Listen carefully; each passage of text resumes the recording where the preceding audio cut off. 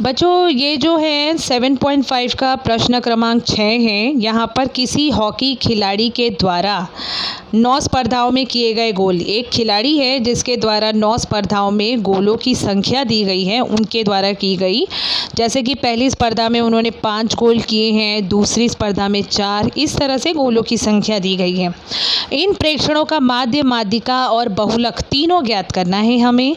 माध्य ज्ञात करने के लिए आपको बच्चों पता है प्रेक्षणों की संख्याओं का योगफल करना होता है बटे प्रेक्षणों की संख्या करनी होती है।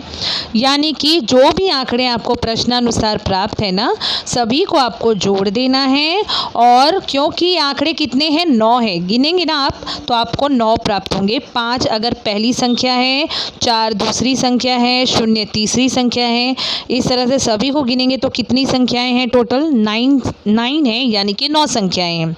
तो आपको यहाँ पर करना क्या है, सभी संख्याओं का योग कर 9 से भाग देना है। जब योगफल निकालेंगे तो 27 होगा और 27 को 9 से भाग देने पर आपको क्या प्राप्त होगा, माध्य 3 प्राप्त होगा। कैसे, क्योंकि 27/9 मालूम है ना आपको, 9 तियां 27 होता है, इसीलिए माध्य यहाँ पर कितना प्राप्त हुआ, 3 प्राप्त हुआ। अब हम माध्यिका की तरफ बढ़ेंगे। माध्यिका के लिए बच्चों क्या करना होता है, 2 तरह से फॉर्मूले होते हैं। यदि सम संख्या हो तो फॉर्मूला अलग है और विषम संख्या हो तो फॉर्मूला अलग है। क्योंकि यहाँ आंकड़े 9 हैं, 9 कैसी संख्या है, 9 एक विषम संख्या है, इसीलिए उसके अकॉर्डिंग फॉर्मूला यहाँ पर अप्लाई होगा। सबसे पहले आपको आंकड़ों को कैसे करना होता है, आरोही क्रम में लिखना होता है, यानी छोटी संख्या से बढ़ते हुए आपको बड़ी संख्या तक जाना होता है। तो सबसे छोटी संख्या इस पूरे आंकड़े में 0 है, इसीलिए 0 से स्टार्ट करना है। 0, 2, 2, 3, 3, 4, 4, 4 ऐसे करके 3 बार 4 आ रहा है, इसीलिए 3 बार 4, और 1 बार 5 आ रहा है, इसीलिए 1 बार 5। इस तरह से आपके आंकड़े आरोही क्रम में व्यवस्थित करने पर बनेंगे। ठीक है ना। अब आपको आगे क्या करना है, यहाँ पर n आपका हो गया है 9, जो कि पहले ही मैंने बताया माध्यिका में n का मान यानी कि संख्याएं विषम हैं या सम हैं। तो जब आप आंकड़े काउंट किए थे, शुरू में ही काउंट किया था ना, कितना आया था, 9 आया था, इसीलिए n का मान यहाँ पर बच्चों कितना है, 9 है। 9 कैसी संख्या है, विषम संख्या है। अब इसके बाद हम जब विषम संख्या में आंकड़े होते हैं तो ऐसे में हमें क्या करना होता है, हमारा फॉर्मूला क्या बनता है बच्चों, n/1/2 वी संख्या। n/1/2 वी संख्या का अर्थ होता है 9, मतलब n के बदले आप क्या रख रहे हैं, 9 रख रहे हैं ना। तो 9/1/2 वी संख्या, मतलब 9/1 जुड़ेगा तो 10/2, 9/1 जुड़ने पर 9/1/2 ये जब जुड़ेगा 9/1 तो क्या बनेगा, 10 बनेगा।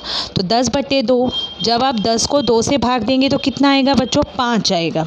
तो 5वीं संख्या आपका माध्यिका कहलाएगा। 5वीं संख्या किधर काउंट करेंगे, 5वीं संख्या इन्हीं आंकड़ों में काउंट करना है। यहाँ पर देखो आपकी 5वीं संख्या कौन सी है, 5वीं संख्या क्यों काउंट करनी है, क्योंकि 5 आया ना, इसलिए काउंट करनी है। तो 5वीं संख्या में पहली संख्या तो 0 है, दूसरी 2 है, तीसरी 2 है, चौथी 3 है और 5वीं कौन है, 3 है, ये वाली 3। इसलिए 5वीं संख्या कितनी हुई बच्चों, 3 हुई। और माध्यिका इस तरह से प्राप्त होता है 3। माध्यिका आपका 5 नहीं होगा, 3 होगा, 5वीं संख्या होगा। और बहुलक कैसे निकालते हैं, बहुलक जो संख्या सबसे ज़्यादा बार आपको आंकड़ों में दिखाई दे, वही संख्या उन आंकड़ों का बहुलक कहलाता है। तो प्रेक्षणों में, अगर आप प्रेक्षणों में देखेंगे तो सबसे ज़्यादा बार कौन सी संख्या आ रही है, तो सबसे ज़्यादा बार जब आपने आरोही क्रम में व्यवस्थित किया संख्याओं को, तो सबसे ज़्यादा बार कौन सी संख्या दिखलाई दी बच्चों, 4 दिखाई दी है। क्योंकि देखिए 4 3 बार आया हुआ है, तो इसीलिए बहुलक हमारा क्या बनेगा, यहाँ 4 बनेगा। तो आपको लास्ट में लिखना है बहुलक कितना है, 4 है। देखिए ऐसे आपको बहुलक बराबर 4 यह लिखना है और इसका कारण क्या लिखना है, प्रेक्षणों में संख्या 4 सबसे अधिक बार आ रही है, इसलिए दिए गए आंकड़ों में बहुलक बराबर 4, ऐसा आपको स्टेटमेंट लिखना है। तो इस तरह से हमने देखिए तीनों ज्ञात कर लिया, माध्य ज्ञात कर लिया। माध्य ज्ञात करने के लिए हमने क्या किया, प्रेक्षणों की संख्याओं का योगफल बट्टे प्रेक्षणों की संख्या कर माध्य हमें 3 प्राप्त हुआ। माध्यिका ज्ञात किया, माध्यिका ज्ञात करने के लिए आरोही क्रम में व्यवस्थित किया, आंकड़ों की संख्या काउंट की 9 और उसके बाद n-1/2 वी संख्या यानी कि 5वीं संख्या, और 5वीं संख्या कौन प्राप्त हुई हमें 3। तो इस तरह से माध्यिका प्राप्त हुई। और बहुलक प्राप्त करने का टेक्निक क्या है, जो आंकड़ा जो संख्या सबसे ज़्यादा बार प्रेक्षणों में दिखाई दे वही बहुलक कहलाती है।